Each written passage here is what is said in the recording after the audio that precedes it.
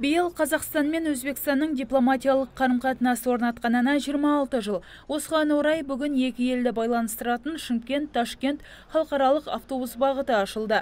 Жаңа бағыт бойынша 40 автобус қамтылған, оның 20-сы Қазақстаннан, тең жартысы көршілес елден қатынайды. Бір қоғамдық көлік 49 адамға шақталған. Жоспар бойынша 8 қаңтардан бастап автобустар таңғы 8-ден 20:00-ге дейін кестеге сай ескі автобекеттен жүретін болады. Мұның тиімділігі жолаушылар шекарадан өту үшін ұзын сонар кезекте тұрмайды. Қазақстан жағынан жібек жолы бекеті бойынша өткізіледі. Негізгі көк дәліз бойынша, яғни қысқартылған түр бойынша ешқандай кедергі болмау керек, сол дәліз бойынша өткізіледі. Ұзақ санар кезекте тұру керек емес, өткен екі жақтың келісімі бойынша жалпы 15-20 минуттың көлемінде өткізілуге деген келісім бар.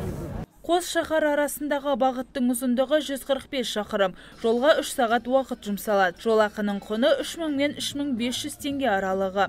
Бүгін Ташкенттен шыққан алғашқы жолаушылар легі Шымкентке келді. Олардың бірі Алена Осинская. Шымкентке жиі келетін нәзік жанды автобуспен қатынау ыңғайлы дейді.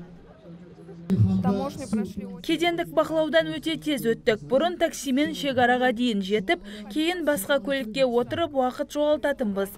Қазір өте ыңғайлы, тек жолақысы қымбаттау, десе де жайлылық үшін аздап шығындануға тұрарлықтай. 2018 жылы қос мемлекеттің өзге де қалаларын байланыстыратын халықаралық автобустар кезең-кезеңімен жұмысын бастайды. Шымкент-Ташкент бағыты бойынша тұрақты халықаралық автокөлік тасымалын жасау туралы рұқсат 2017 жылдың 26 желтоқсанында берілді.